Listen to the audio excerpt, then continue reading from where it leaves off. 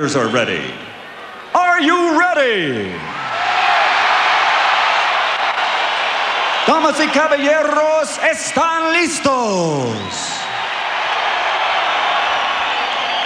From the site where legends are made, Caesar's Palace, Las Vegas, Nevada, ladies and gentlemen, let's get ready to rumble! Salut à toutes et à tous et bienvenue dans ce jeudi soir box consacré à l'empereur du Noblat, Julio César Chavez. Bonsoir Jean-Claude. Bonsoir. Alors à 3 jours du 29e combat de son fils, Julio César Chavez Jr., retour donc sur le plus grand champion mexicain de l'histoire de la boxe. Oui, je crois que oui, on ne peut pas dire autre chose. C'était le plus grand, le plus connu, le plus reconnu, un grand. Chavez numéro uno des guerriers mexicains, 116 combats disputés, 108 remportés. Chavez, c'est le recordman des championnats du monde disputés, 37 au total, 31 victoires, dont 21 par KO. Honnêtement, à chaque fois qu'il y avait Chavez sur le ring, c'était l'assurance d'un grand spectacle garanti. Oui, parce que c'est un gagneur d'abord, c'est un guerrier, c'est un Mexicain, mais un bon. Et chaque fois qu'il montait sur le ring, c'était pour représenter son pays, c'était pour ajouter une victoire à son palmarès. Et il a fallu attendre bien longtemps avant qu'il ne soit battu. Oui, Chavez, c'est le roi des premières pour un boxeur mexicain. La preuve, sacré, ça a été le premier dans 3 catégories différentes. Les super plumes, les légendes. Vous y étiez, Jean-Claude, autant de monde pour un combat. Phénoménal. C'était au stade Aztec à Mexico, 146 021 spectateurs, pour être précis. Dont Christian et vous. Dont Christian et moi. Et à San Antonio, 70 000. À Puebla, 45 000.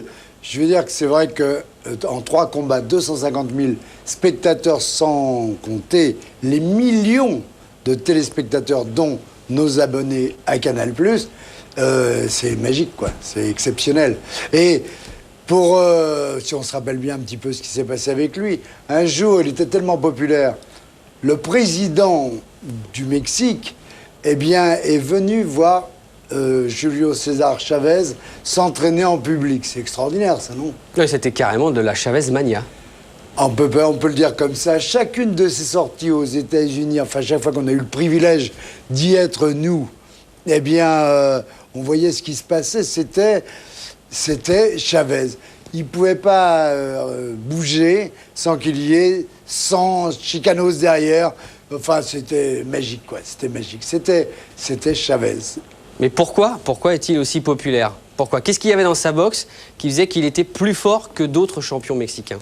Ben d'abord parce qu'il gagnait.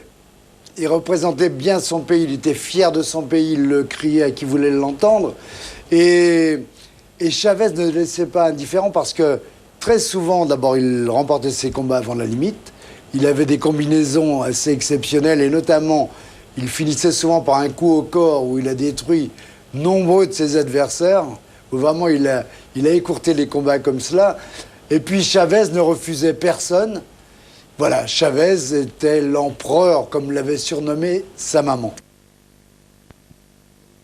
Ce prénom donné par sa maman, Chavez est issu d'une famille de 12 enfants, comme beaucoup d'enfants mexicains, de gamins mexicanos. Il est obligé d'aller dans la rue pour gagner de l'argent, pour aider sa famille à manger. Et notamment, il est vendeur de hot-dogs sur les parkings ou sur les stades. Mais par contre, Jean-Claude, contrairement à beaucoup de boxeurs mexicains poussés justement à la boxe pour que la famille puisse vivre, lui, il a décidé d'être boxeur. Rendez-vous compte, il était en études supérieures. Il était en train de préparer un diplôme d'ingénieur agronome et finalement, il laisse tout tomber pour devenir boxeur. Ça, c'est une grande première. C'est comme ça qu'il se démarque des autres Mexicains. Oui, c'est la marque d'un homme qui sait ce qu'il veut, qui connaît ses qualités et qui n'aurait peut-être pas moins bien réussi avec les études, mais c'est assez exceptionnel, c'est vrai, pour le souligner.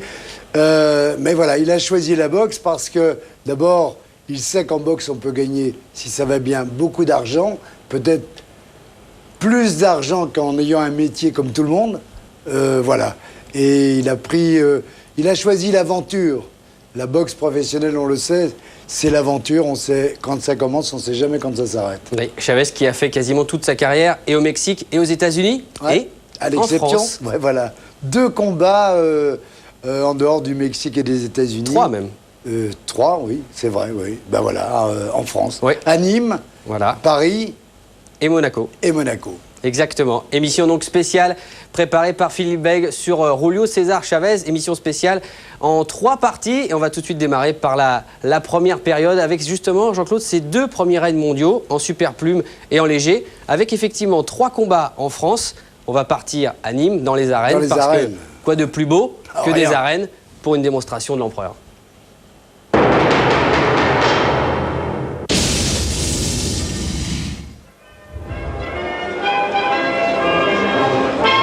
Après des combats à Paris, au stade Pierre de Coubertin et à Monaco, Julio César Chavez est de retour en France. Cette fois, c'est dans les arènes de Nîmes qu'il va essayer de conserver son titre WBC des superplumes face au Brésilien Francisco Thomas da Cruz. Chavez est alors âgé de 25 ans et il est un boxeur qui est à maturité. Champion du monde depuis 1984, face à Martinez, on le découvre sur Canal ici le 21 septembre 1985 face à l'Américain Dwight Pratchett.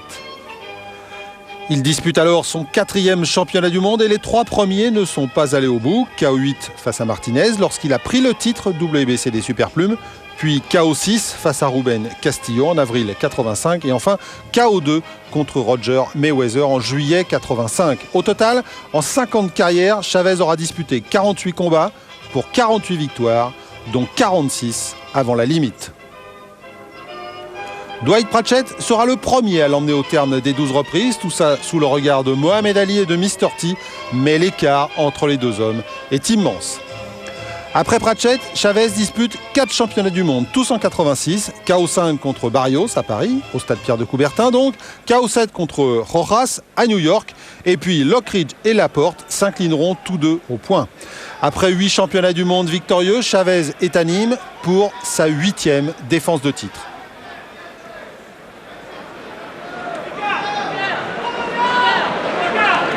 Et pendant qu'on rediffuse des combats de Chavez en préambule de ce championnat du monde, entre autres celui contre Rojas, on retrouve le Mexicain face à son adversaire. C'était avant le combat, en conférence de presse. Écoutez bien. On n'est pas au Brésil.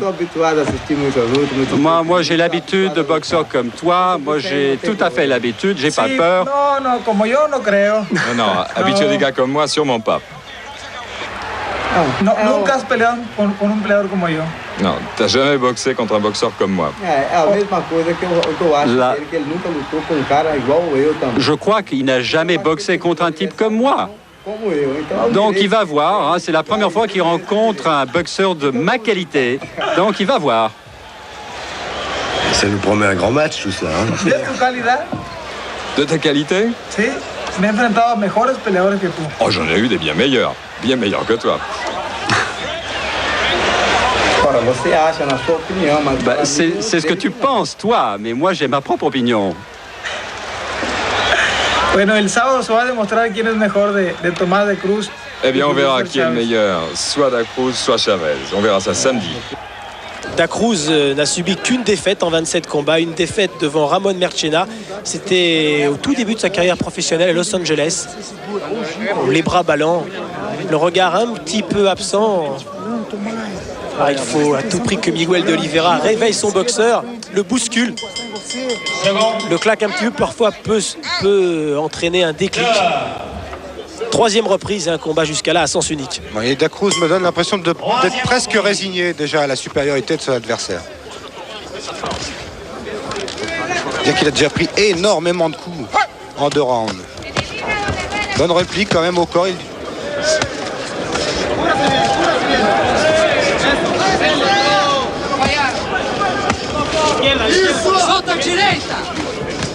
Solta direita!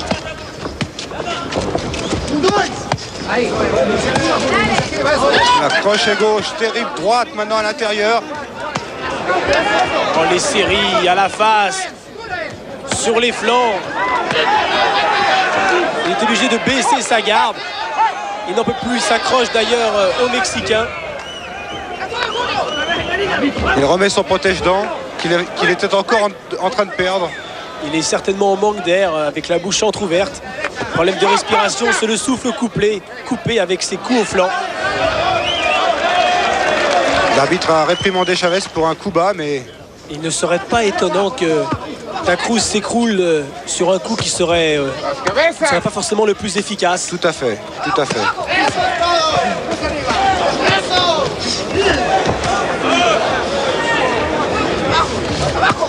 Mais il est quand même tout de même assez résistant, puisque le nombre de coups qu'il prend dans ce combat est invraisemblable.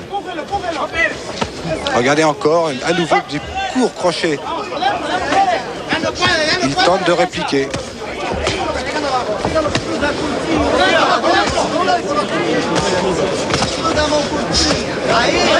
Un bon uppercut là par contre de Dacruz.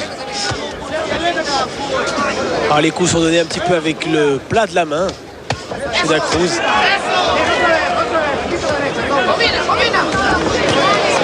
Oh, les uppercuts, c'est remarquable.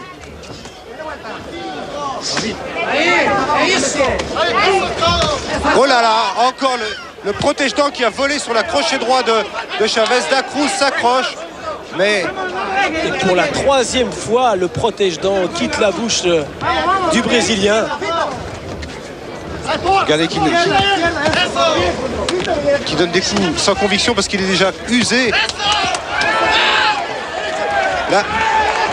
Tomás Dacruz au bord du chaos, ses jambes ne le soutiennent plus.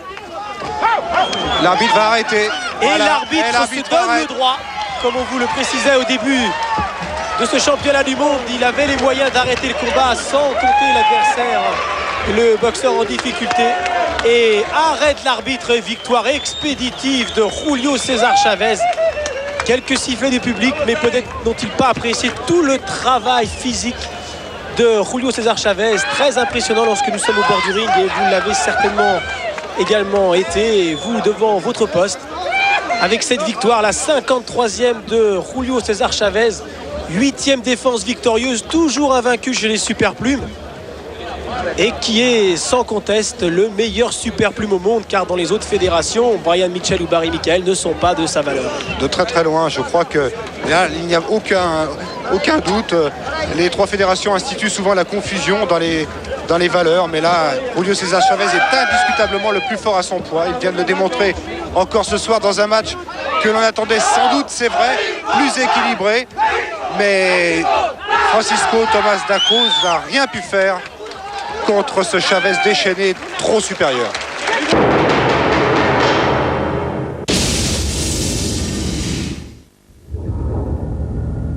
Julio César Chavez, parmi les grands dans cette année 88, avec au passage les félicitations de Mike Tyson le 29 octobre. Il unifie les titres des légers WBA et WBC face à José Luis Ramirez. Eh oui, vous étiez avec nous, nous étions au Hilton donc de Las Vegas, et c'était un combat assez extraordinaire entre deux amis, mais surtout entre deux grands champions. Chavez dispute son 13e championnat du monde. Il y avait un gaucher, un droitier, choc de tête malheureusement pour Ramirez qui aurait mérité d'aller au bout de ce combat, mais ça n'aurait rien changé au résultat. Et Ramirez arrêté à la fin de la 11e reprise.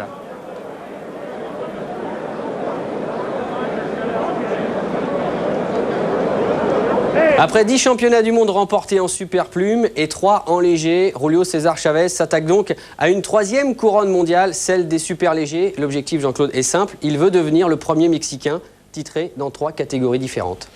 Ah, c'est un grand défi qu'il se lance, mais comme il a tellement de talent, il a les armes pour le réussir, ce défi, et il a raison de le tenter. Un règne marqué notamment par la fièvre qui accompagne, on en a parlé tout à l'heure, Julio César Chavez. C'est une star, mais c'est pas une méga star comme pourra le devenir par exemple Oscar de la Hoya. Pourquoi, Jean-Claude? La personnalité, la barrière de la langue, parce qu'on le rappelle, hein, il vient aux États-Unis, mais il ne parle pas anglais. Voilà. Non, je pense qu'au Mexique, c'est une superstar. Dans tous les pays où on parle espagnol, c'est une superstar. Aux États-Unis, d'abord, il n'a pas été champion olympique pour les États-Unis. Donc ça, c'est une chose. En plus, c'est vrai, ils ne parlent pas la langue et on sait que les Américains, si lorsqu'on est chez eux, on ne peut pas s'exprimer dans leur langage, dans leur langue, eh bien on n'est pas complètement accepté. Mais Chavez, c'était quand même quelqu'un qui était admiré par tous les grands amateurs de boxe. Admiré et craint. Allez, c'est parti pour cette deuxième partie de cette rétro consacrée à l'empereur de 1989 à 1993. 4 ans de bonheur et de terreur.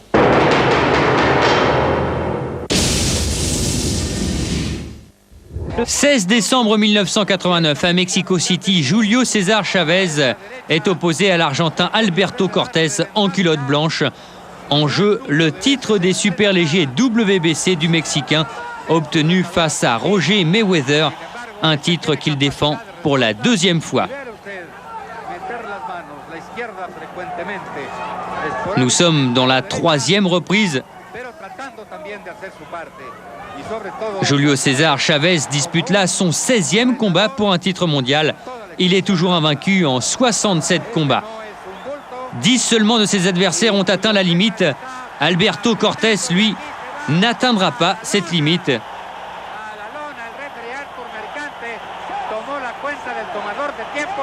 Alors invaincu, il va connaître son premier revers. Julio César, de nouveau vainqueur d'un championnat du monde.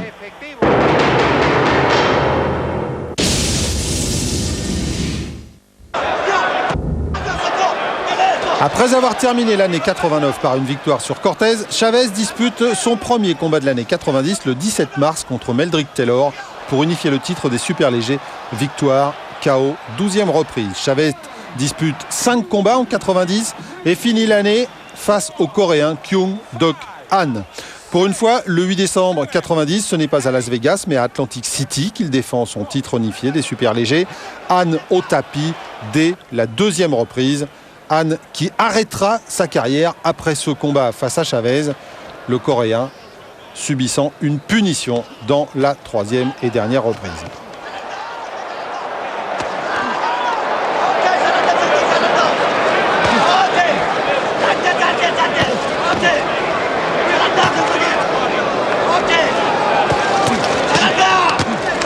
Le Coréen qui jette ses dernières forces dans la bataille, mais qui laisse beaucoup de force. Et comme d'habitude, le travail au corps de Chavez fait la différence.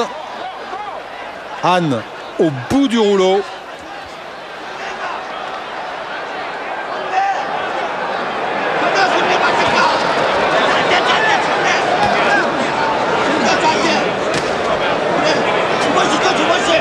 Et Chavez, lui, sait ajuster. Il sait finir un combat. Il sent quand son adversaire est marqué. Et c'est le cas ici avec le Coréen. Et encore, la gauche qui arrive sur le flanc. Chavez qui cherche le foie, qui étouffe le Coréen, même si il a des réactions, mais tout est bloqué dans les gants.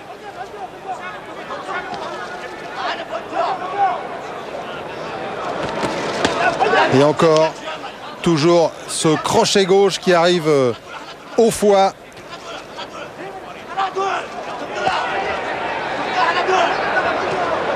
Il n'aura eu de cesse de le chercher tout au long du combat.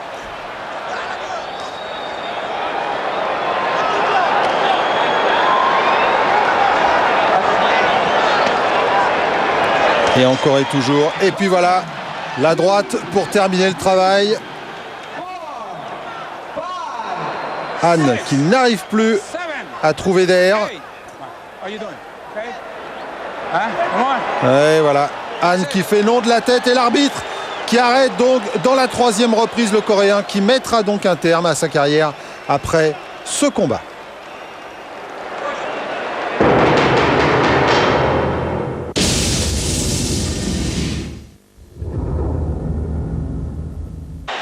En 1991, Chavez dispute son 19e championnat du monde à Las Vegas face à John Duplessis.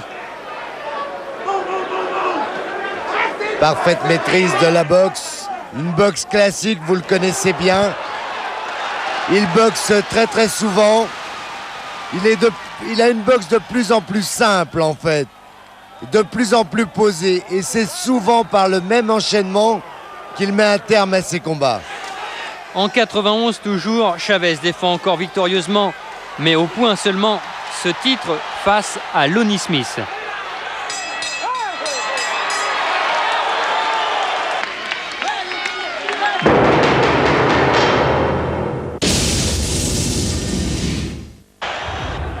Le 10 avril 92, Mexico accueille son idole. Chavez est opposé au portoricain Angel Hernandez. Son travail destructeur fait une nouvelle fois merveille. Il est à la maison. Il en a même plus besoin de tout ça. Il a un tel métier, une telle confiance. C'est un grand guerrier avec une grande technique. Boxeur qui est reconnu comme le meilleur au monde déjà. Et Chavez défend encore ce titre à 2 reprises dans cette année 92. Ici, face à Frank Mitchell, stoppé dans le 4e round. C'était le 81e combat victorieux pour le boxeur originaire de Culiacán. Septembre 92, Hector Camacho, l'excentrique portoricain, a voulu défier Chavez. Et il ressortira de ce combat debout, mais terriblement marqué. Eh oui, on peut peut-être même parler d'une répétition. En fait, ce combat avec Camacho, eh bien, sera peut-être dans le style, dans le comportement des deux champions, celui à laquelle nous assisterons le 10 septembre. 117-111. 119-110.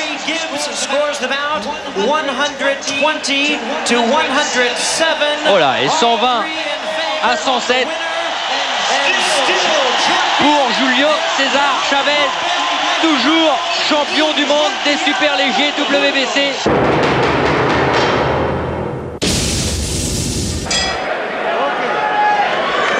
Fin 92, Chavez affronte Marty Jakubowski. Jakubowski battu 2 ans plus tôt par Khalid Railou à Casablanca, rappelez-vous.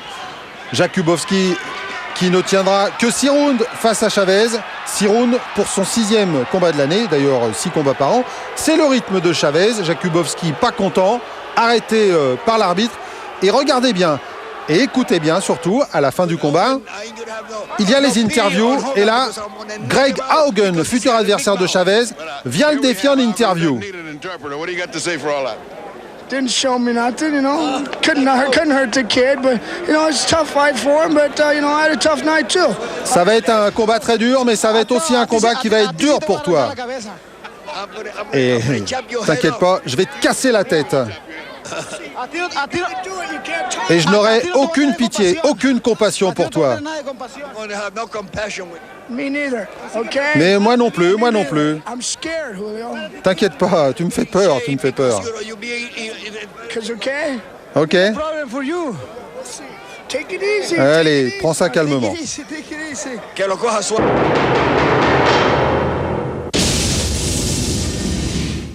Et voici celui que tout le monde attend, Julio César Chavez, l'empereur, surnommé aussi Atlantico. Il y a beaucoup d'anxiété parce qu'il sait la responsabilité que cela représente pour lui. Il sait ce qu'on attend de lui. Il a toujours ce visage pratiquement impassible. Il est dans le combat déjà. Alors il essaye là, il va être obligé de dire bonjour un peu comme ça, de faire des signes. Après, 130 000 personnes. Non mais c'est vague, mais regardez, il est calme, il est serein. C'est un champion. Un immense champion.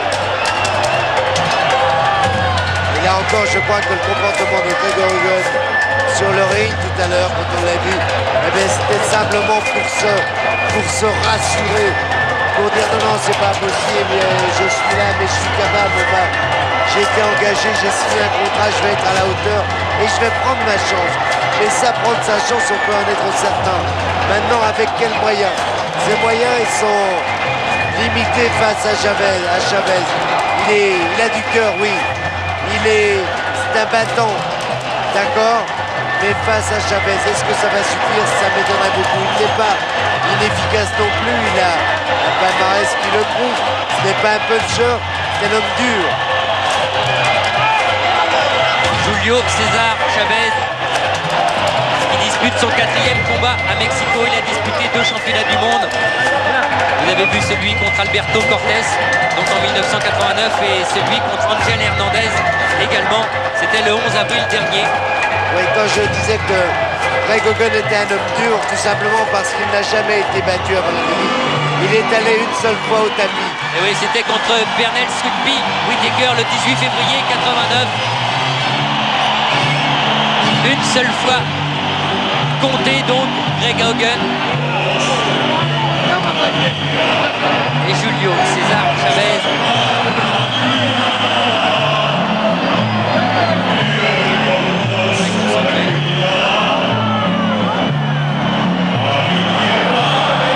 Ça représente beaucoup plus qu'un championnat du monde ici à Mexico. Ce qui se passe actuellement, c'est phénoménal, c'est du jamais vu. Il aura beaucoup de difficultés à atteindre le ring. Je suis sûr que ça va lui prendre beaucoup de temps malgré tout le service d'ordre. Des moments qui sont lourds à porter. Lourds. Mais on sait que Chavez est un homme qui a eu l'occasion de nous le démontrer. Et prêt toujours lorsqu'il y a un rendez-vous. Je parlais du service d'ordre. C'est 3000 personnes. Et bon, ça fait peu pour le nombre ici dans ce stade aztèque.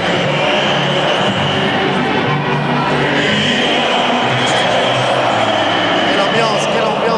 Ça monte. Et on chante en même temps, en accompagnant l'entrée de Julio César Chavez. 30 ans, boxeur qui habite à Culiacán, qui est un véritable dur, vous l'avez dit là-bas. Culiacán, c'est proche du golfe de Californie. Et voilà, un petit peu plus de rythme, et Julio César Chavez qui commence un petit peu plus à rentrer dans le combat au fur et à mesure qu'il arrive près du ring. Il a du mal à regarder, il est inquiet. C'est terrible, il a presque peur de cette foule qui voudrait. Tout le monde voudrait le toucher, tout le monde voudrait l'encourager, tout le monde veut faire quelque chose. Mais pour l'instant, ils font tout le contraire parce qu'ils lui prennent beaucoup de jus. Et c'est comme ça, il faut, lorsqu'on a la chance, le privilège d'être une idole, d'être un champion, il faut pouvoir supporter tout cela, ça valait mieux. Dans le ring maintenant, c'est j'en suis certain. Et voici l'entrée de l'empereur Julio César Chavez, acclamé par une foule entièrement acquise. Julio César Chavez qui espère donc remporter son 85e combat et qui espère surtout mettre KO Greg Hogan. Il n'a rien de sympa, il est négatif, il est insultant. Je vais lui donner et lui infliger la plus grosse défaite de sa carrière. Mexicanos al grito de guerra, el acero a prestar y el grito, y retiembla en su centro la tierra al sonoro rugir del cañón, y retiembla en su centro la tierra al sonoro rugir del cañón, en su patria querida que el cielo un soldado en cada hijo te dio, un soldado en cada hijo te dio. Mexicanos al grito de guerra, el acero a prestar y el bridón, y retiembla en sus centros la tierra al sonoro rugir del cañón, y retiembla en su tierra al sonoro rugir del cañón. A good clean fight. Shake hands. Good luck to both of you. Dale la mano. Come on, Julio. Et Julio César Chavez qui ne veut pas serrer la main de Greg Hogan. On vous l'a dit, il y a eu beaucoup d'électricité dans cette conférence de presse et depuis le début de cette campagne entre les deux boxeurs. Et finalement, on va y aller. Voilà, c'est fait timidement. Ce n'est pas fait, le regard dans les yeux. Et c'est parti pour la première reprise. Greg Hogan en culotte rouge. Face à lui, Julio César Chavez.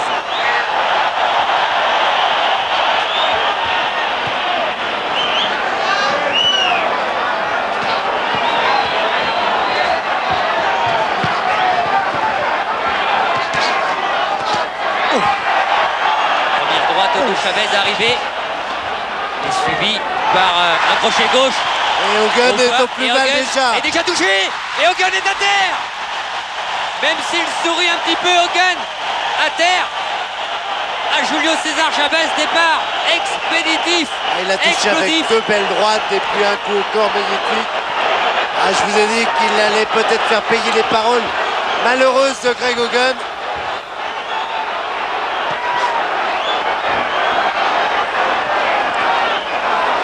Comment va réagir Greg Hogan, lui qui n'avait été mis qu'une seule fois à terre, on vous l'a dit, durant toute sa carrière, durant 37 combats. Et le coup qui vient de prendre au foie là encore. Il a fait plier un peu sur ses jambes.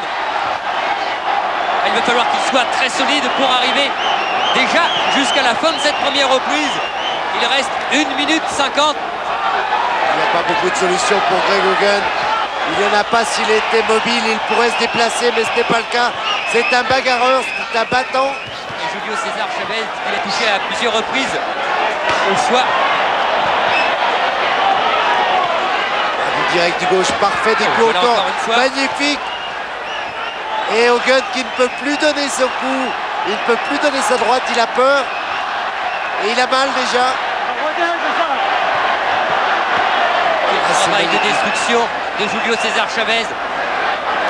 Vous y êtes habitué, mais vous en avez encore une nouvelle fois la démonstration. Oui, il est touché à nouveau, Greg Hogan, il se réfugie derrière les gants, mais il y a l'ouverture, la moindre ouverture est exploitée. Et c'est varié, la boxe est très variée, gauche, en haut, en bas, la droite, tout y passe. Greg Hogan a déjà le visage très marqué. 25 secondes à tenir encore dans cette première reprise pour Greg Hogan.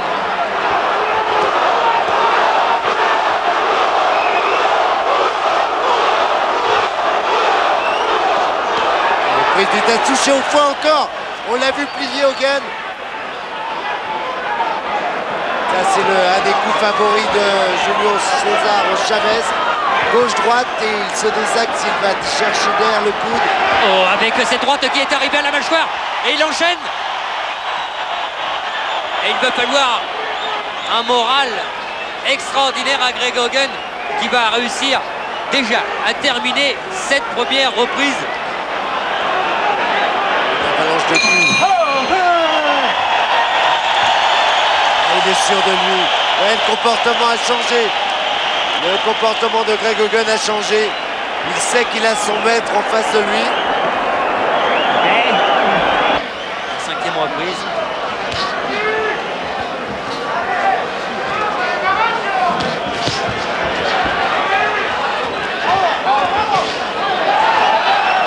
Magnifique direct du gauche.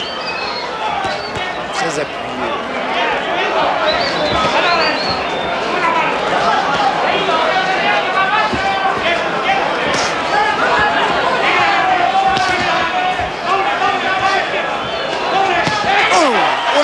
Il tient plus debout. Il ne tient plus debout, oui. Et il va aller à terre, à moins que Joe Cortez n'intervienne. Et il est toujours debout. C'est incroyable, quelle vaillance. Étonnant de résistance. On le voyait tomber. Et il est toujours là. Il n'a plus la force de frapper. Il y a déjà la force de résister, de tenir debout.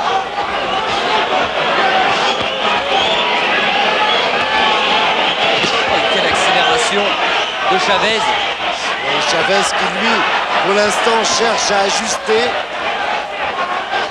Oh, le voilà à la droite. Oui, si Greg Hogan ne lève plus les mains, il va y avoir beaucoup de difficultés.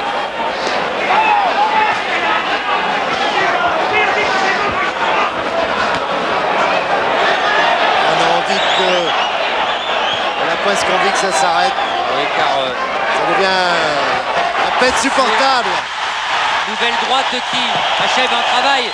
Et regardez un petit peu cette détermination de Chavez. Greg Hogan lui va essayer de récupérer un petit peu, mais l'arbitre Joe Cortez, s'il va le renvoyer au combat.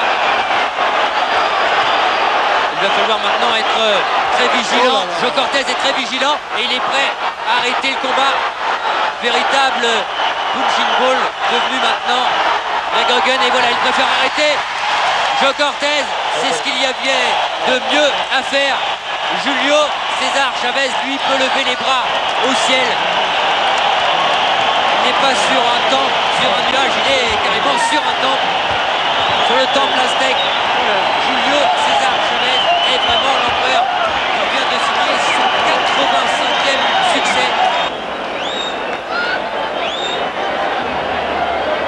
Voilà, je crois qu'il a fait payer. Il était déterminé, Chavez, il l'est toujours, mais peut-être pas aussi féroce. Et là, ce soir, dans son regard, dans sa façon de boxer, il y avait peut-être un peu plus de férocité compte tenu des propos qu'avait tenu Greg Hogan avant ce...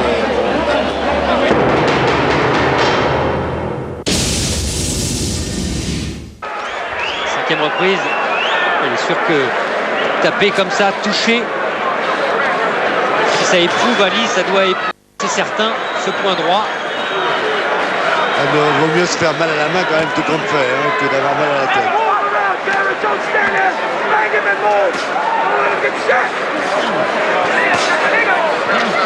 C'est un petit peu pour ça d'ailleurs qu'on le voit travailler davantage du point gauche. Il économise sa droite.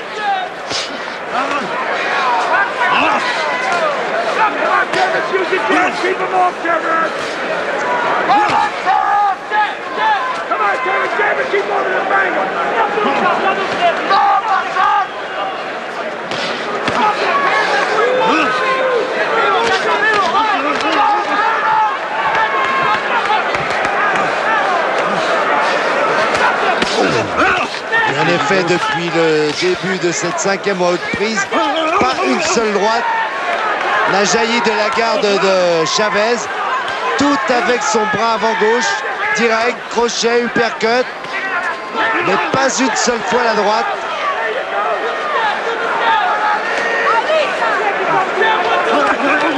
Et non, Ali qui confond vitesse et précipitation, qui n'arrive pas à surprendre Chavez.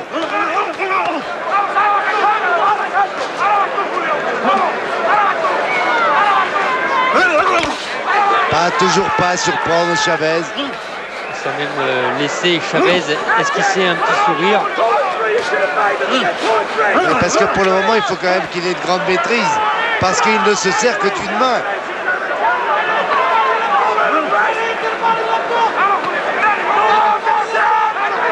Elle vient de donner une petite droite, mais pas appuyée du tout. Certainement qu'il va s'en servir maintenant pour armer un crochet gauche. Mais rien d'autre, il ne cherche pas à l'appuyer.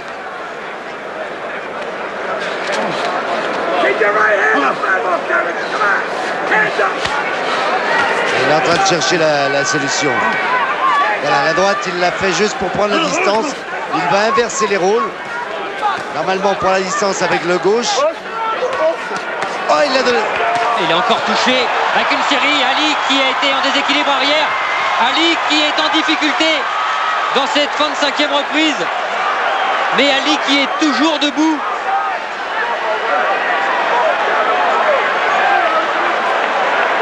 Fabuleuse résistance du boxeur américain, du boxeur de Guyanais. Ouais, c'est vrai, mais Ali, quoi qu'il arrive, quel que soit le résultat, Ali se souviendra longtemps de ce combat. Longtemps il s'en souviendra. C'est très éprouvant ce qu'il fait actuellement. Et il lève les bras en regagnant son coin. Sous les acclamations de ce public entièrement acquis à la cause de Julio César Chavez, qui pour une fois maintenant s'assied dans son coin comme Terence Ali.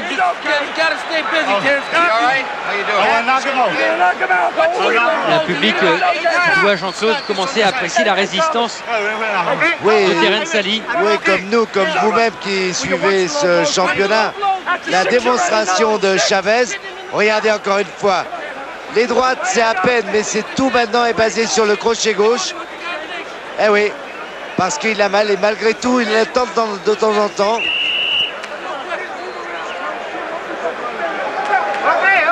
Ah, c'est impressionnant ce que fait le professeur.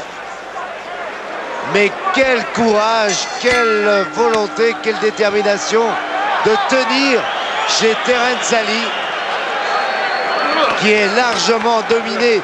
Combat pratiquement à sens unique. Oh, et voilà, il est allé à terre dans le début de cette 6e reprise. Après une combinaison ponctuée par un direct du gauche. Ali compté pour la première fois dans ce combat. Ali à terre pour la première fois après avoir enduré de nombreuses combinaisons, de nombreux coups de la part de Julio César Chavez qui se déchaîne maintenant. Ali qui sait plus où il est. Non. Ah, et Padilla qui préfère arrêter ce combat, mais en fait, il ne l'avait pas arrêté. Il a commencé à esquisser le geste. Et Julio César Chavez avait compris. Alors il est reparti dans son coin. Mais on verra sur le ralenti que Carlos Padilla n'avait pas complètement, à moins qu'il ait parlé. Ouais, si, il avait dit. De toute façon, il était préférable maintenant pour Terence Ali que le combat s'arrête là. Pour sa santé surtout, parce que c'est un combat à sens unique. Il n'y avait plus de moyens pour Ali de renverser la situation.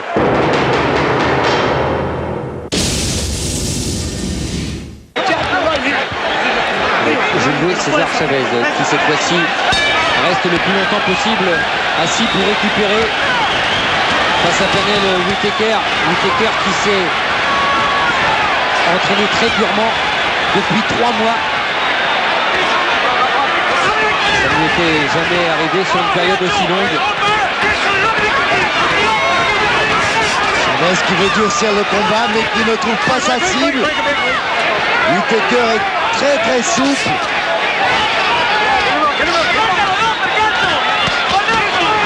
Voilà, une série de Julio César Chavez, même si elle n'a pas été donnée avec toute l'efficacité souhaitée.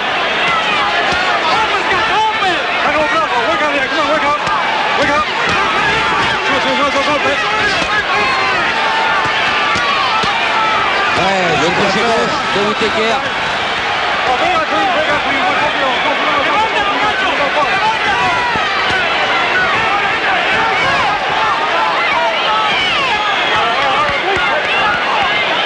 Whitaker qui gagne du temps, Whitaker qui est parfait, il fait ce qu'il faut.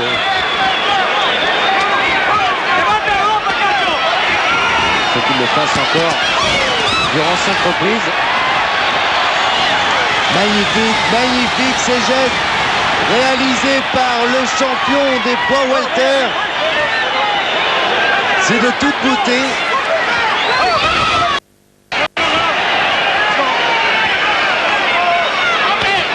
Un petit crochet droit. Arrivé à la mâchoire.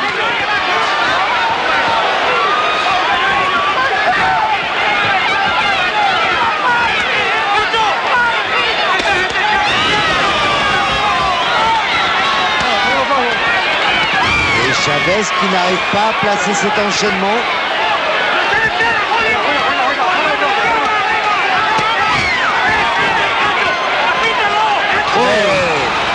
La gauche est arrivée et un crochet gauche. Ah, Whitaker qui touche maintenant depuis la 7e reprise. Chavez n'arrive pas à réagir. Chavez est pris de vitesse. Mais moralement, on peut lui faire confiance. Il ne va pas céder. Mais Chavez est dominé. Un grand champion. À droite, pour réagir. Et la série rapide pour Whitaker.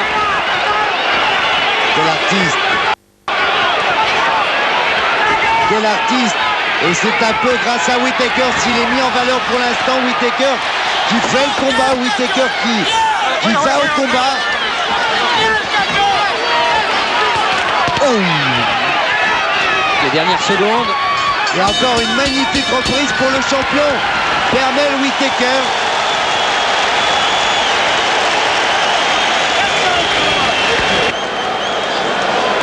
Magnifique cette position et cette réaction de Whittaker, magnifique.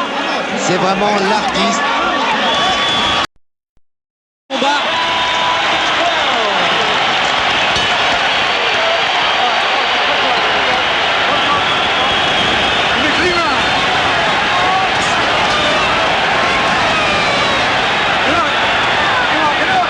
Whittaker qui ne prendra aucun risque, aucun.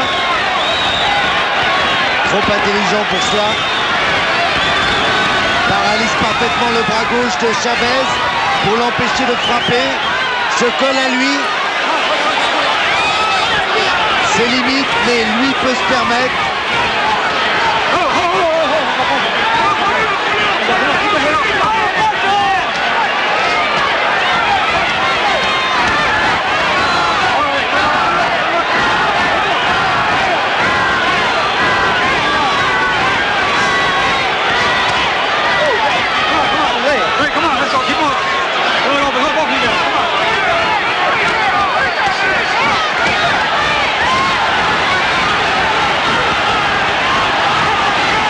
Qui n'a jamais perdu. Chavez qui, on le sait, il s'est déjà arrivé dans les toutes dernières secondes d'un combat. C'était face à Meldrick Taylor, il était dominé et à 2 secondes de la fin, Chavez avait renversé la situation en mettant KO Meldrick Taylor. Il restait 2 secondes dans un 12e round. Il faudrait rééditer cette performance, cette fois-ci face à Pernell Sweetpea Whittaker. Mais Whittaker ne donne pas les signes de fatigue. Pernell Whittaker est très lucide. Il maîtrise bien la situation. Il n'a pas envie de recommettre la faute en fait de son copain Meldrick Taylor. Il faisait partie du team de Louduba.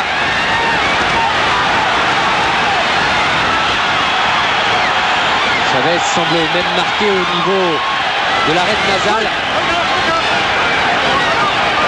La dernière minute de ce championnat du monde des welter.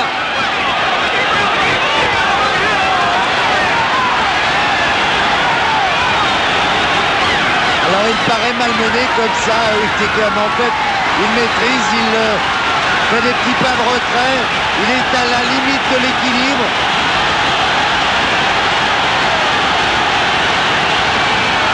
Et l'on est en train de se lever dans l'Alamodome de San Antonio pour ces 30 dernières secondes.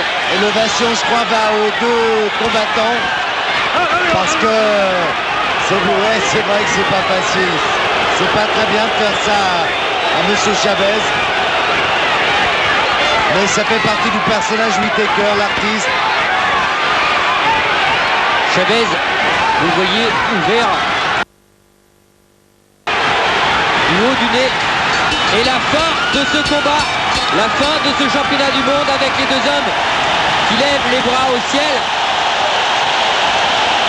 Alors là encore, on va toujours remettre tout en question parce que il y a eu la combativité. La combativité, c'était du côté Chavez avec recherche d'efficacité. Mais de l'autre côté, il y avait l'artiste. L'artiste qui a bougé comme il fallait, au moment où il le fallait, et qui remisait à bon escient. Here are the score totals. Judge at ringside, Jack Woodruff scores the bout 115 to 113 in favor of Whittaker. 115-113 pour le juge Jack Woodruff de Dallas. Judges at ringside, Mickey Van and Franz Marty. Both score the bout the same, 115 to 115, a draw. The decision is a majority decision draw. Et un nul, un match nul.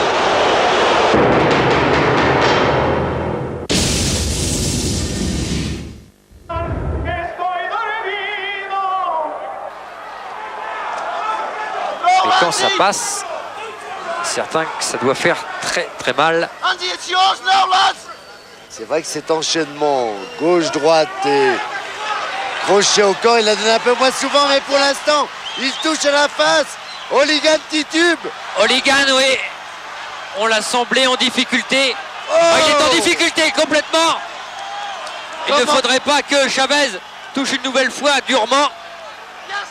Mais quelle vaillance! Comment peut-il faire pour résister? Grêle de coups qui s'abat sur Oligan. Les dernières secondes de cette 5e reprise. Et Oligan qui continue, qui fait front.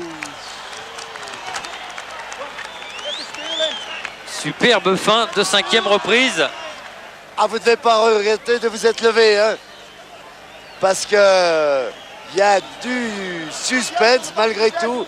Domination est très nette du champion, mais on se demande combien de temps va tenir Oligan à ce rythme. Combien de temps il va pouvoir résister. Souvenez-vous, Strasset.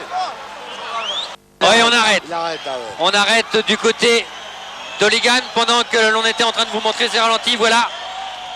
On arrête. C'était devenu trop dur. Trop inégal. Il n'y avait que le courage, il n'y avait que la volonté de cet Anglais extraordinaire. Et il l'a montré pendant 5 reprises, Andy Oligan. Mais quelle c'est sûr. sagesse dans le coin de Oligan. Il va être déçu. Mais il y a certains moments où il faut savoir protéger la santé des boxeurs. Julio César Chavez, une nouvelle fois, les bras levés.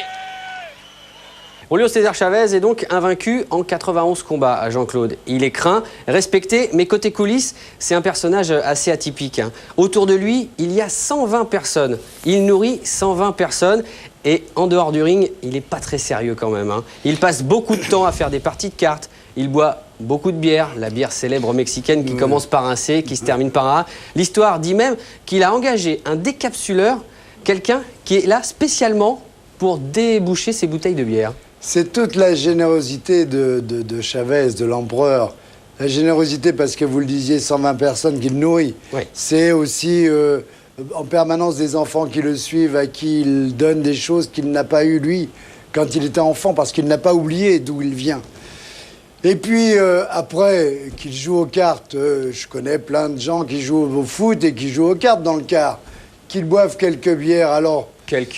Quelques bières ou un peu plus que la moyenne. Il se dépensait, il s'entraînait tellement dur que finalement il éliminait aussi. Mais c'est vrai qu'il y avait aussi un phénomène dont vous n'avez pas parlé, c'est l'âge. Oui.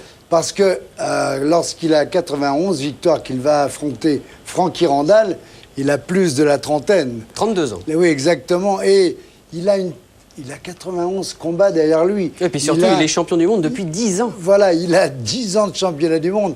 Bon, Frankie Randall, on dit, bon, c'est un bon boxeur. Ok, le chirurgien. Mais le chirurgien, c'est pas plus que les autres pour Chavez. Et donc, peut-être que ce jour-là, il le prend un peu plus à la légère, mais il prendra sa revanche. Oui, c'est vrai. Mais honnêtement, il faut quand même un jour payer aussi ses... Face à Randall, il ne s'entraîne que 18 jours avant de rencontrer son challenger américain, Frankie Randall.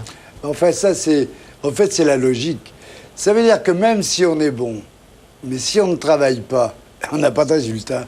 Mais c'est valable dans la boxe, c'est valable à la télévision, vous le savez bien, Sébastien, c'est valable partout. L'érosion du temps, on n'a pas de prix sur vous, Jean-Claude. Merci beaucoup. Ça, c'est une exception. Allez, c'est parti pour cette dernière partie de la rétro consacrée à Julio César Chavez de 1994, janvier 94. Et donc cette première défaite face à Frankie Randall. Il va donc également tenter sa chance en poids welter face à Oscar de la Hoya. On parle de déclin, mais tout de même, Jean-Claude, déclin relatif dans cette troisième partie, parce qu'il reste quand même un formidable guerrier. Oui, à chaque fois, il donne le meilleur de lui-même. Puis après, il y a évidemment la jeunesse.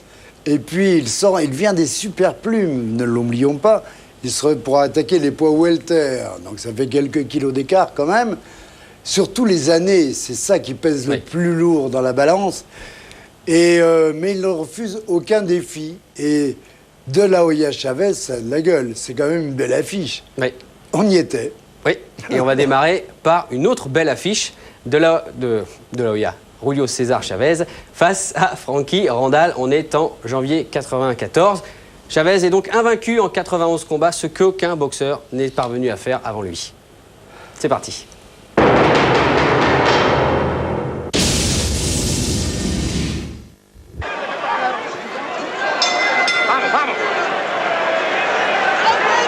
Allez, 11e reprise d'un combat pour l'instant extrêmement passionnant.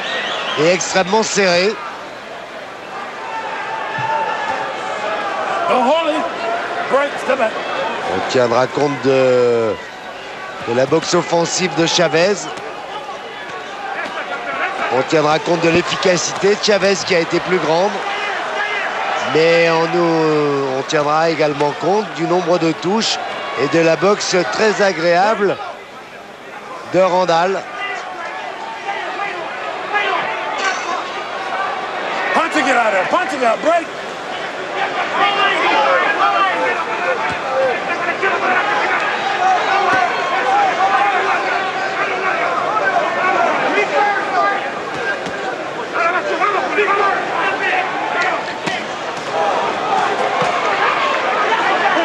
Punching it out, punch, break.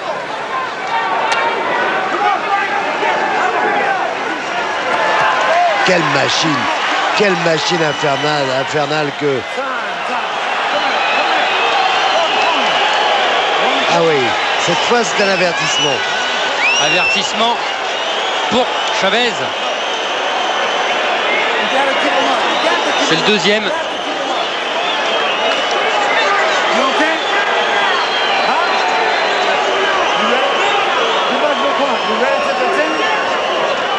Ah, ça va peser lourd tout ça. Il est officiel. Très lourd peut-être. On le reverra un peu mieux tout à l'heure au ralenti. Oh! Et il se jette dans la bataille, il reste 1 minute 30. Et Randall aussi, et Randall touche aussi.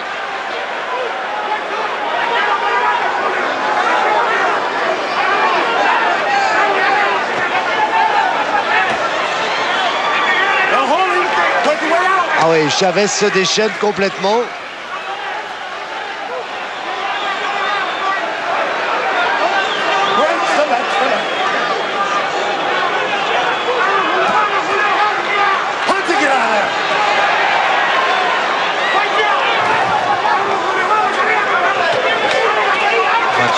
Championnat du monde pour Chavez.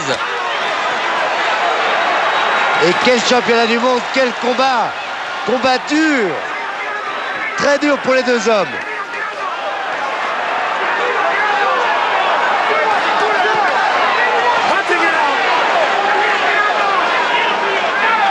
Oh! Chavez qui a pris cette droite à l'intérieur. Chavez à terre qui va se relever. Il reste 25 secondes, mais c'est peut-être le tournant de ce combat. Les deux hommes étaient très près l'un de l'autre. Chavez a baissé, a laissé la garde ouverte. Et Randall en a profité. Randall est peut-être en train de créer la surprise dans ce championnat du monde. Le 28e de Julio César Chavez. D'un avertissement dans ce round. Et Chavez qui rentre dans son coin.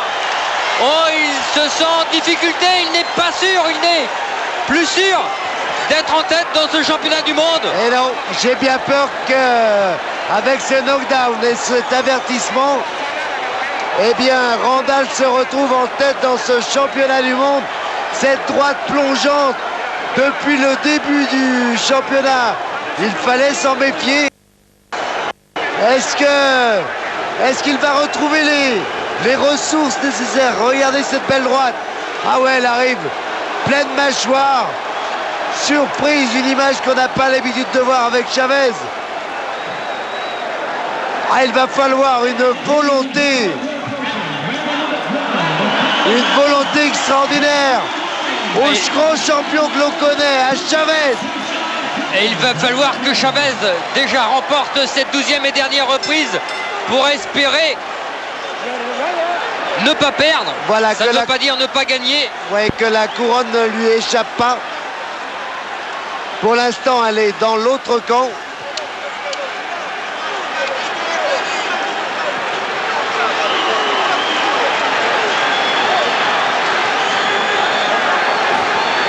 Oh, quelle surprise!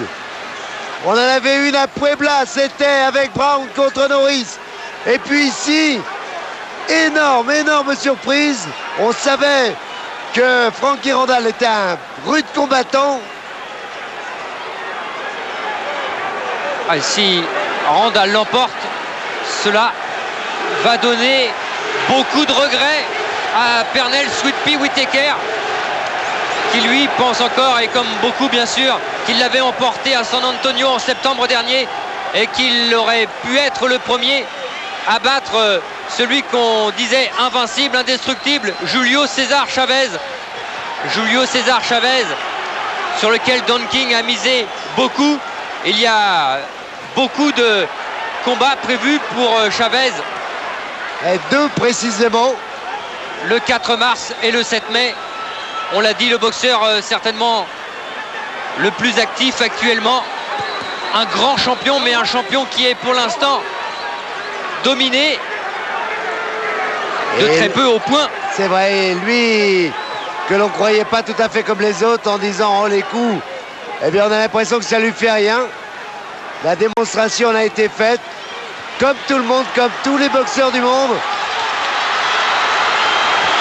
1 minute 10 pour essayer de renverser le cours d'un match qui échappe certainement à Chavez.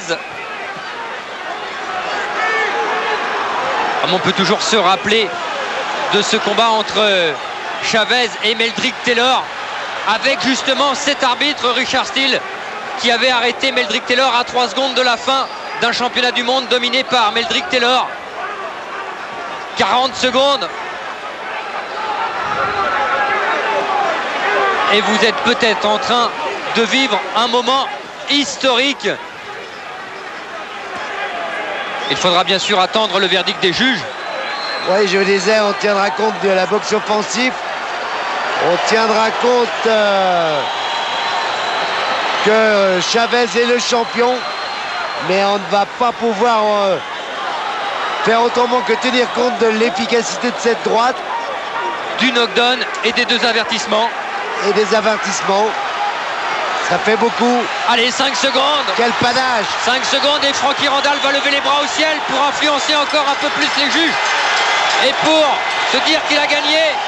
Oh, ce n'est même pas le même signe de victoire du côté de Chavez. La joie dans le camp de Frankie Randall.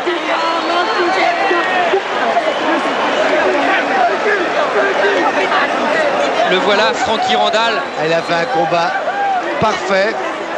Boxeur qui aura 33 ans en septembre prochain. Qui a attendu très longtemps une chance au niveau mondial. Qui a été classé très longtemps numéro 1. Il va bien sûr falloir attendre le décompte des juges. Chavez qui est marqué comme peut-être jamais il ne l'a été. Chavez qui a certainement pris dans ce combat beaucoup plus de coups qu'on a l'habitude d'avoir, c'est sûr ça, mais qu'en plusieurs combats, il a pris des droites qu'il ne prenait pas habituellement. Alors maintenant, cela va être le travail des juges. Et dans les juges, il y a un juge américain, Chuck Gampia. Il y a un juge puertoricain, Angel Luis Guzman. Et Jean-Claude, il y a un juge mexicain, Abraham Chavarria. Un juge donc américain, un juge mexicain, un juge portoricain. Et Jimmy Lennon, lui, connaît déjà le verdict de ce combat. Julio César, Chavez à terre, Frankie Randall qui était debout sur les cordes au moment de tension, moment peut-être intense et moment peut-être historique. Ah, la belle droite plongeante qui avait déjà réussi dans les premiers rounds. Et une image qui fait mal parce que elle fait mal quand même cette image, même si Chavez c'est un boxeur comme les autres. C'est vrai que c'est un homme comme les autres. Voilà la décision. Ladies and gentlemen, After 12 rounds of boxing here at the MGM Grand Garden, we have a split décision partagée. Décision partagée. Here are the score totals. Judge at ringside, Chuck Jumpa scores the bout. 116, 111, Frankie Randall. 111 pour Frankie Randall. Judge at ringside, Abraham Chavarria scores the bout. 114 to 113, Julio Cesar Chavez. 114-113 pour Chavez. Angel Luis Guzman scores the bout. 114 to 113 in favor of the winner. 114-113. Et nouveau champion du monde, Frankie Randall. The surgeon. Frankie Randall, qui a battu pour la première fois de la carrière de Chavez celui que l'on surnommait l'indestructible, l'empereur, l'invincible, Julio César Chavez, battu pour son 91e combat.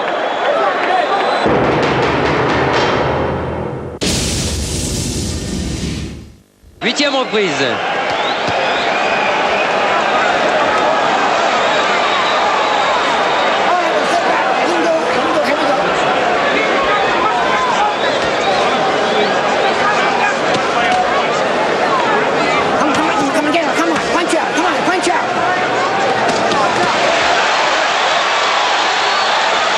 Et quelle bagarre encore entre les deux hommes, avec Randall un peu plus actif et qui travaille beaucoup en haut. Qui va plus vite, qui va beaucoup plus vite, mais les coups ont été plus efficaces de la part de Chavez.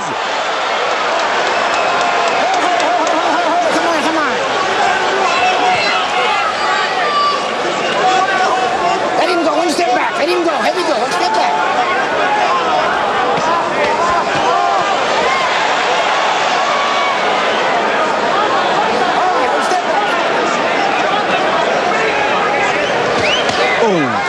Oh, tout ce travail au corps. Au fil des rounds, ça va peut-être payer.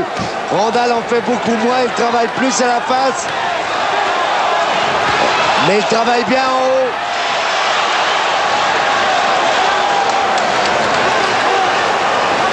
Et 3 mois après un premier combat, les deux hommes nous offrent une revanche encore un peu plus extraordinaire. 3 mois seulement après 12 rounds à fond, 12 rounds sensationnels. Ils sont encore là, physiquement, mentalement.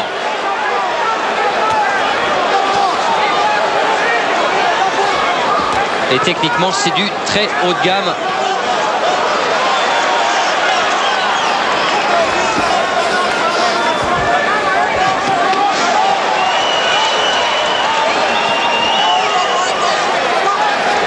Un peu plus fatigué, Chavez.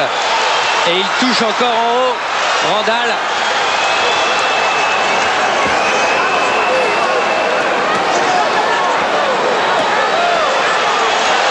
Et il grimace en donnant les coups, Chavez. Il va au bout de lui-même.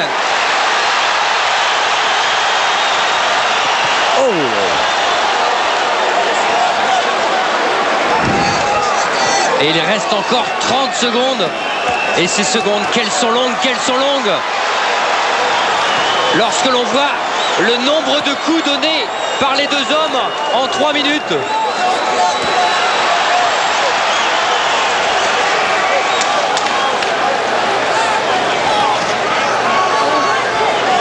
Un coup de tête, il est ouvert, Chavez. Il est ouvert. C'est grave. Au niveau de l'arcade droite. Oh, c'est grave, c'est une blessure. Du front même. Qui est un choc de tête.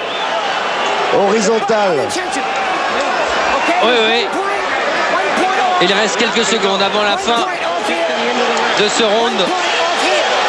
Un avertissement. Un avertissement. 1 point d'avertissement pour Frankie Randall. Dans cette 8e reprise. Oh là, on arrête ce combat. Il arrête ce combat. Le docteur arrête alors que, bien sûr, Julio César voulait continuer. Alors, attention. Je crois que la blessure est très grave. On va revoir là, peut-être sur les images. Attendez. Dans la 8e reprise. Le coup de tête, ah oui, oui, oui. Ah oui, c'est un coup de tête très net. Volontaire, c'est trop facile à dire. Mais il y a un coup de tête et la blessure est grave. Grave et profonde. La preuve, le docteur stoppe le combat. Alors que Chavez, lui, voulait retourner, regardez. Boum. Ah ouais, ouais. Tête en avant. Boxe dangereuse. On peut disqualifier Randall. Alors donc c'est un coup, donc ça c'est bien, c'est important, un coup involontaire. Alors on fait le décompte des points. Tomotsu Tomihara scores about 76, 75. Frankie Randall. 76 à 75 pour Frankie Randall. Solis scores about 77, 74. Julio César 77, 74 pour Chavez. Darby Shirley scores about 76 to 75 in favor of 76, 75. Et nouveau champion, Julio César Chavez, qui reprend son titre. Décision qui va ravir bien sûr les milliers de Mexicains qui avaient fait le déplacement ici. Ce n'était pas forcément la vie de tout le monde, Jean-Claude. Ouais, ceci dit, ça nous prévoit. Oh, il est extrêmement déçu, troisième. regardez. Il est totalement déçu. Et il passe à côté de nous, mais ça se lit dans son visage. Randall estime bien sûr avoir été volé.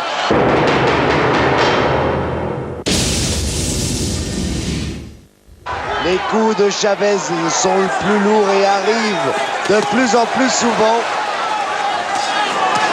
Et son enchaînement préféré. Oh, et Taylor est à terre. Taylor est à terre sur un crochet gauche. Compté pour la première fois dans ce combat par Miss Lane. Et il reste 1 minute 30. Il va falloir tenir maintenant. Car Taylor n'est plus lucide. Il n'a pas récupéré. Et l'arbitre arrête. Il arrête. C'était cette 8e reprise dont nous parlait Meldrick Taylor, dont nous parlait Julio César Chavez. C'est incroyable. Énorme champion, énorme champion.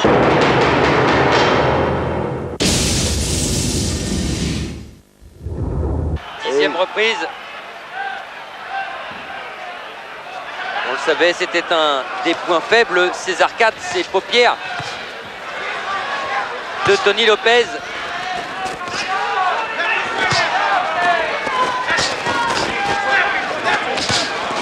C'est bloqué.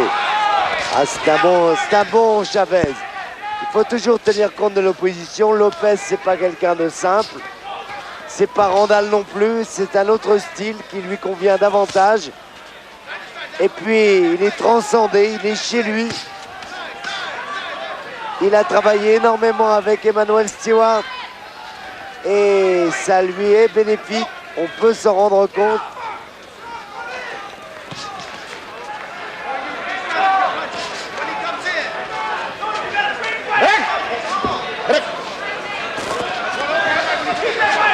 Ah, il a le visage déformé complètement déformé. Et en face, un boxeur qui dansait à l'entraînement, ce qui a d'ailleurs étonné Emmanuel Stewart, son entraîneur. Aïe! Oh, la droite! Oh, encore une droite! Lopez est titubé sur ce coup. Et Chavez qui n'hésite pas à doubler, à tripler son crochet gauche. Ouais. Ah voilà, on va les voir. Oh, docteur. Voilà, c'est ce qu'on avait dû, car l'arcade, en fait, il le montre, en fait, il le montre, il ne veut plus lui combattre contre Lopez qui a les arcades ouvertes. Ah, il préfère arrêter. Fini. Voilà, c'est terminé.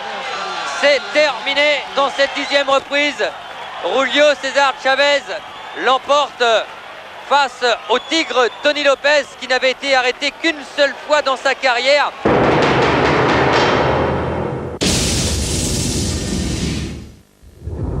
Il est 6h moins 10 chez vous, 9h moins 10 ici. C'est vrai qu'il faut tenir car si Parisi, lui, n'a pas tenu dans la deuxième reprise, c'était le ralenti du knockdown, eh bien, on est un peu certain d'avoir des émotions dans le prochain combat. Ah oui, absolument. Regardez cette position de jambe. C'est pas l'idéal. Bon, il n'est pas tombé tout seul. All three in favor of the winner and still champion, Julio César Chávez.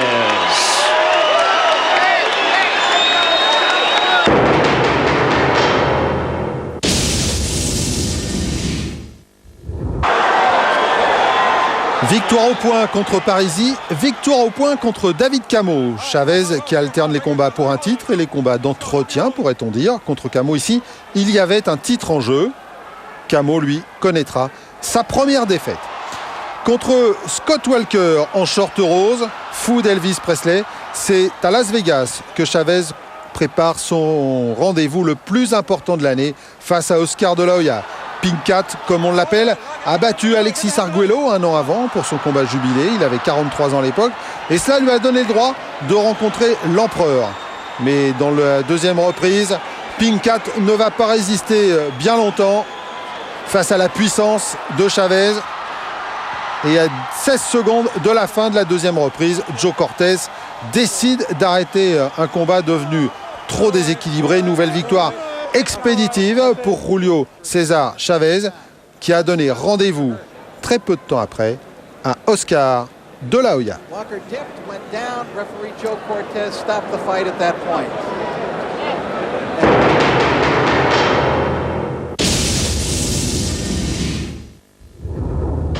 Et voilà, on se retrouve dans cette arène du Caesars Palace de Las Vegas avec le jeune loup aux dents longues, cet homme, ce jeune boxeur de 23 ans, Oscar de la Hoya, celui que l'on annonce comme le boxeur de la fin de ce siècle. Oscar de la Hoya que l'on a connu, Jean-Claude, c'était il y a 4 ans pratiquement aux Jeux Olympiques de Barcelone. Il avait été le seul médaillé d'or olympique américain. Il est devenu The Golden Boy et ce soir, The Golden Boy va affronter celui que l'on surnomme, que l'on continuera de surnommer l'empereur Julio César Chavez. Ah ouais, le rendez-vous de la Hoya ce soir, c'est le plus important de sa vie. Et puis, l'entrée maintenant de Julio César Chavez qui va disputer ce soir son 34e championnat du monde. C'est le record mondial, toute catégorie, tout boxeur confondu. Lui qui avait attendu 45 combats avant de disputer son premier titre.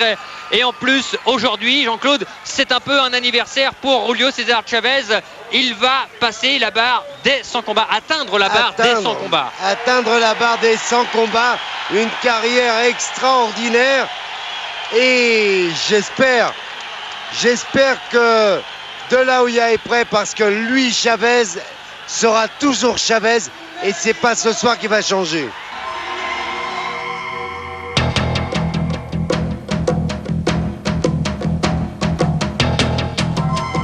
Oh, Chavez est déjà blessé. Eh oui, et il peut pas.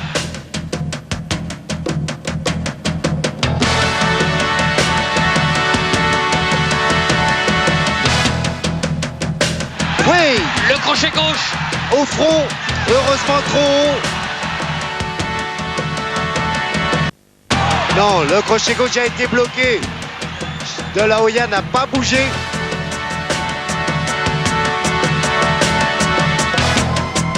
Oh. Et la bagarre dans cette 4e reprise.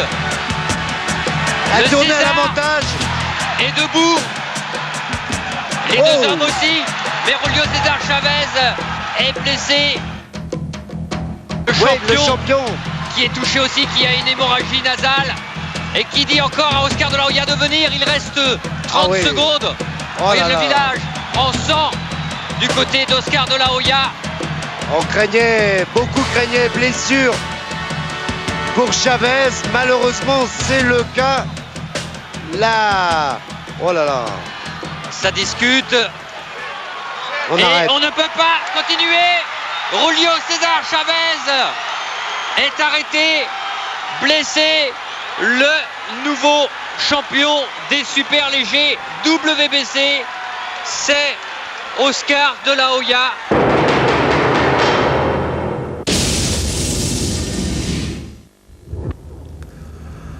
Après sa défaite face à De La Hoya, Chavez dispute son 101e combat face à Joey Gamache en culotte noire. Joey Gamache, on le connaît en France. Il a boxé en 88 et en 91 et il a fait un peu un tour de France. Il a boxé à Calais, à Paris, au Palais des Sports, à Levallois, à Berck, à Épernay. Bref, là, il est à Las Vegas face à Chavez et il va tenter de résister encore une fois aux Mexicains. Gamache est un boxeur volontaire, physique, courageux. Et les deux hommes vont se livrer une furieuse bataille dans cette 8e reprise.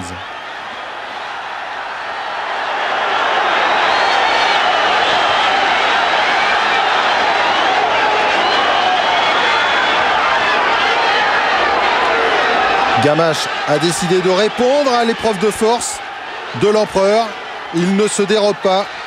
Il essaye.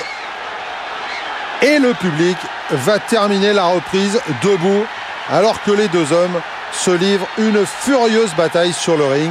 C'est pas très académique, mais alors, quel courage, surtout de la part de Gamache.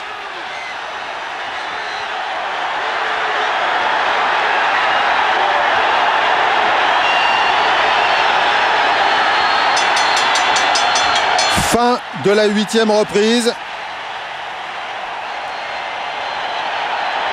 Et l'arbitre décide d'arrêter Joey Gamache, coupé aux 2 arcades. Chavez peut s'agenouiller sur le ring, une image très rare. Et regardez bien l'interview et surtout regardez bien l'intervieweur. C'est tout simplement Oscar de la Hoya qui demande à Chavez quel est son futur. Sigue la pelea del 8 de diciembre, posteriormente otra pelea y luego la revancha contigo. Il a dit qu'il avait un nouveau combat à préparer et puis qu'il attendait la revanche contre moi. Je pense que ce sera un bon combat et je l'attends moi aussi.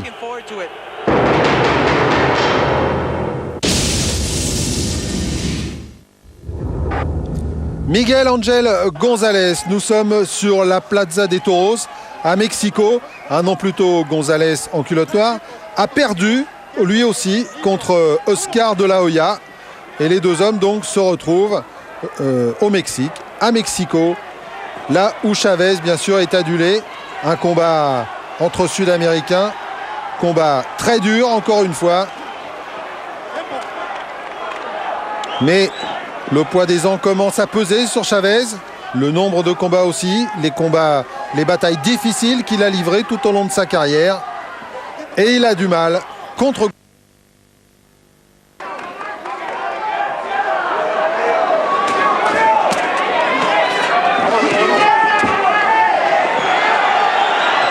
Chavez tentera tout, essayera tout, mais finalement n'arrivera pas à trouver la solution face à González. Mais il ne perdra pas non plus puisque la décision rendue sera match nul devant une foule toute acquise à la cause de Chavez. La Plaza de Toros qui avait fait le plein à Mexico. On écoute la décision. La decisión es un empate. Mais Julio César Chavez prépare sa revanche face à Oscar de la Hoya. Pour cela, il rencontre Cikurani le 25 juin 1998. Nous sommes dans la 3e reprise. Autant vous le dire, Chavez va s'imposer dans cette 3e reprise. Victoire rapide. Quant à Cikurani, il perdra 4 mois plus tard face à Camacho. Et derrière, il mettra fin à sa carrière. Il aura disputé 25 combats en 4 ans. Mais les 2 combats face à Chavez et Camacho auront été trop durs pour le boxeur. À 1 minute de la fin de la 3e reprise, Artur Mercante va arrêter le combat. Chavez est prêt pour retrouver Oscar de la Hoya.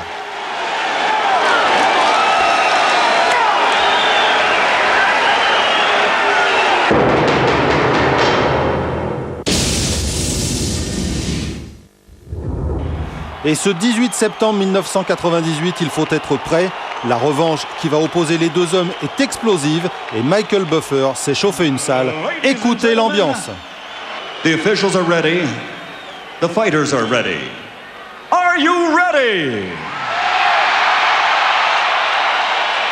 Damas y caballeros, están listos.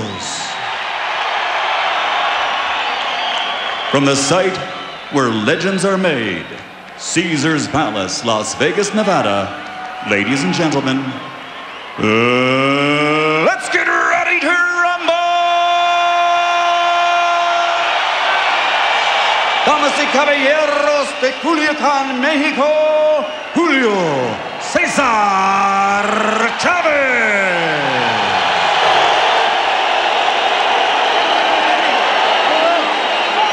El niño de oro, the golden boy, Oscar de la Hoya. Okay, we've both been here many times before. The rules and regulations still remain the same, and I will enforce them. Shake hands and good luck.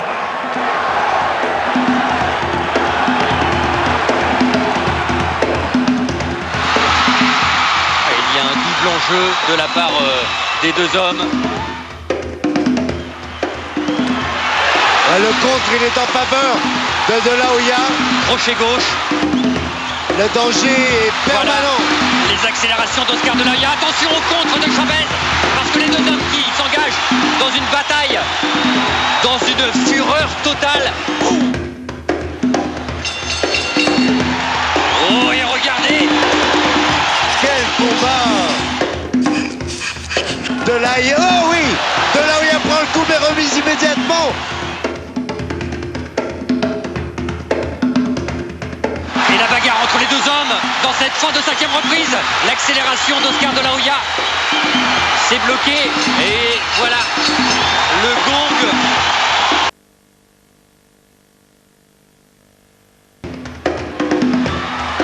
Et non, il a tort. Il a tort. Ouais. Le percut. Oui, en contre. Ça, c'est bien. Okay. Allez.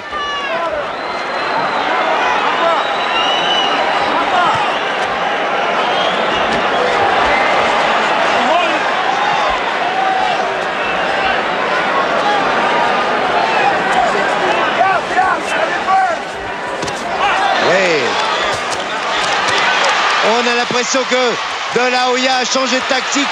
De La Hoya appuie vraiment de ses coups. Oui, et ça se lit sur son visage également. Oh là là, Chavez est blessé maintenant à la bouche. Aux deux arcades.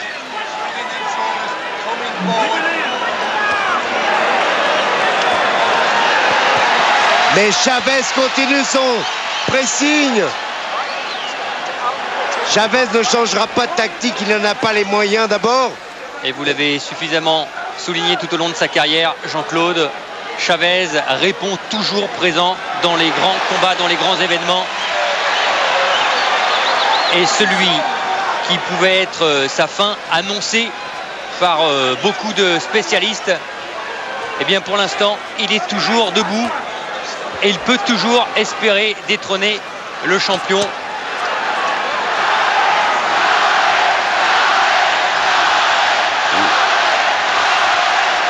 Ah, le public le sait, le public l'encourage. C'est du 50-50 dans la salle à peu près. Et c'est du coup pour coup. Et là, De La Hoya commet de nouveau l'erreur que d'accepter le combat de près. Même s'il réussit de jolies sorties de corps à corps du percut, c'est pas là où il sera le plus efficace. Il est légèrement marqué au niveau de la pommette gauche, Oscar De La Hoya. Et là, il est, oh là là, attention, parce que Chavez, il a des crochets gauche fulgurants. Quelle erreur que de baisser les mains. Quelle erreur que de se battre. Oui, parce que c'est vrai que si tout peut arriver du côté de Julio César Chavez, qui a la bouche ensanglantée, les deux hommes qui s'éprouvent mutuellement une nouvelle fois. Chacun leur tour. Mais il est en train de puiser, Oscar De La Hoya. Il est en train de puiser. De folie. Et il n'a pas l'habitude. Round de folie. Tout le Thomas Max Center est debout. On a mis la technique de côté pour se rendre coup pour coup. C'est hallucinant. Round de guerrier, Jean-Claude. Un round de guerrier qui convient parfaitement à Chavez. Je ne suis pas certain que De La Hoya n'y laisse pas beaucoup de force. Oui, oui. Oh là, attention. Oh. Il est en train de prouver, il est en train de se prouver, De La Hoya, que lui aussi peut le faire. Il est en train d'essayer de prouver aux gens, au public. Et il est en train d'essayer de démontrer qu'il peut franchir un nouveau très grand palier face à Julio César Chavez. Ça, c'est bien de vouloir se prouver ça. Mais je suis toujours même certain que c'est pas la bonne formule pour lui, que ce n'est pas sa boxe à lui. Et que là, il prend trop de risques. Chavez blessé, ouvert. Et à la bouche également. Quand on vous disait, lors des 4 dernières années, il a été blessé à 5 reprises. Il avait d'ailleurs eu l'œil gauche ouvert lors du premier combat et le nez cassé. Et puis il a été également ouvert lors de ses derniers combats. Alors que oui, dans son coin, voilà, on disait, il arrête Chavez, il arrête, il n'en peut plus, il est allé au bout de lui-même. Et Oscar De La Hoya est dans les airs. Et c'est pas sur blessure. L'empereur reconnaît la supériorité de son jeune champion, d'Oscar De La Hoya. Il nous a fait mentir. Il a fait l'épreuve de force. Et là, Chavez reconnaît. Il n'y aura pas d'excuses. C'est vrai. Mais il doit maintenant y avoir du respect. C'est ce qu'avaient dit les deux hommes. Je dois reconnaître, si je perds, la victoire de mon adversaire. Et justement, voilà ce qu'on attendait. C'est toujours ce qui existe. Ça c'est fort. Ils viennent de faire 3 minutes de folie à s'arracher la tête. Et là, t'as vu, c'est moi le plus fort. Ok vieux, c'est toi le plus fort. Et bravo. Tout simplement parce que même si De La Hoya en avait gros sur le cœur après le premier combat, après le premier combat de juin 96, où il avait expliqué que Chavez n'avait pas voulu accepter la supériorité. C'est pour ça qu'il voulait ce combat. C'était une affaire personnelle, mais il voulait absolument qu'à la fin du combat, il y ait ce respect mutuel. L'empereur Chavez ne changera jamais. Combat extraordinaire entre deux grands boxeurs.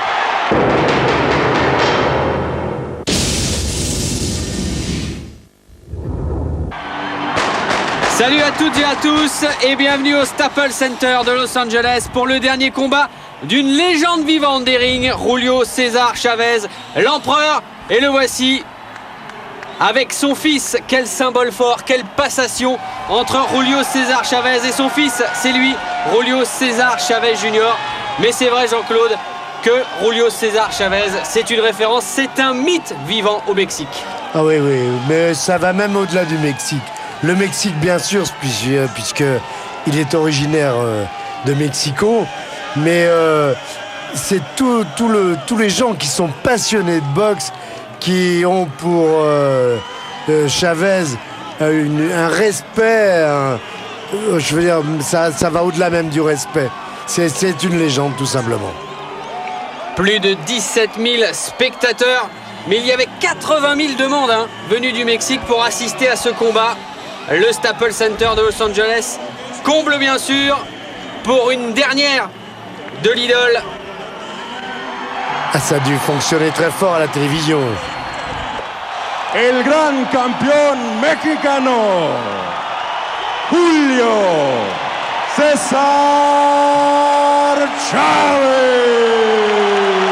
Oh, il va s'en souvenir longtemps de cette présentation, Julio César Chavez, même s'il a déjà connu 37 championnats du monde. Ce soir, il y a une émotion particulière, Jean-Claude. Ouais, tout le monde veut lui rendre un hommage, tout le monde veut essayer de lui donner un peu de plaisir avant ce combat, du plaisir que lui a su donner à tous les fans de boxe. Et quel geste d'Ivan Robinson, quelle révérence Respect. au champion. Respect. Et il a le même visage.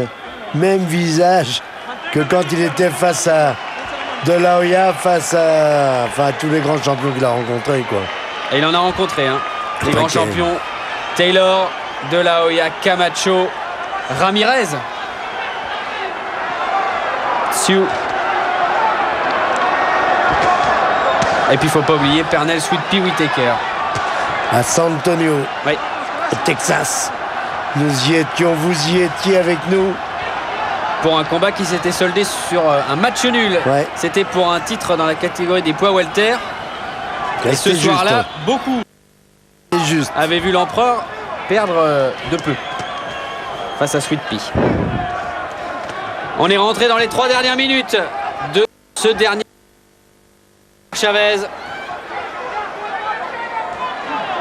Un combat largement dominé par l'empereur. Ivan Robinson est allé à terre à la 4e reprise. Il a pris beaucoup de coups. Ah, il a envie de finir en beauté avec le panache. Il va être content quand ça va être fini, Robinson. Hein. Parce qu'il ne s'attendait pas à un tel... Julio César Chavez qui restait sur une victoire face à Frankie Randall. C'est cet homme justement qui avait battu pour la première fois l'empereur à son 92e combat. MGM à Las Vegas, oui. Là aussi nous y étions. Chavez à terre à la 11e reprise et battu au point par l'Américain. Et Chavez prendra sa revanche quelques mois plus tard. Et ce dernier combat, c'était en mai 2004. C'était il y a tout juste un an. C'était à Mexico. Et Chavez avait battu Randall au point.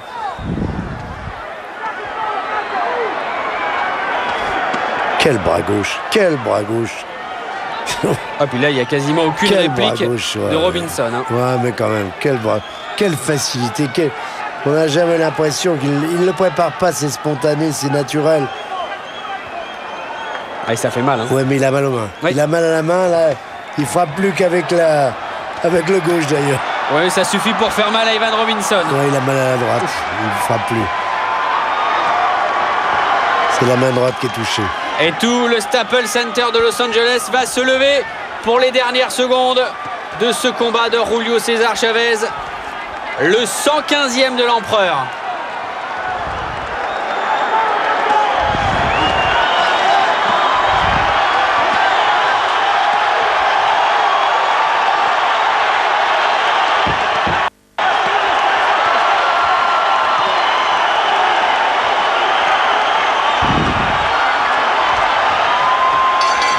Ah, quelle ovation! Quelle ovation pour Julio César Chavez. Il n'y a pas de suspense, il va remporter le combat et une 108e victoire. J'insiste, mais il remporte davantage un match qu'un combat. Oui. To the winner, by way of unanimous decision, el gran campeón mexicano, Julio César Chavez. La 108e victoire en 115 combats pour Julio César Chavez. Mais plus que ces chiffres, c'est un bel adieu de l'empereur à tous ses fans.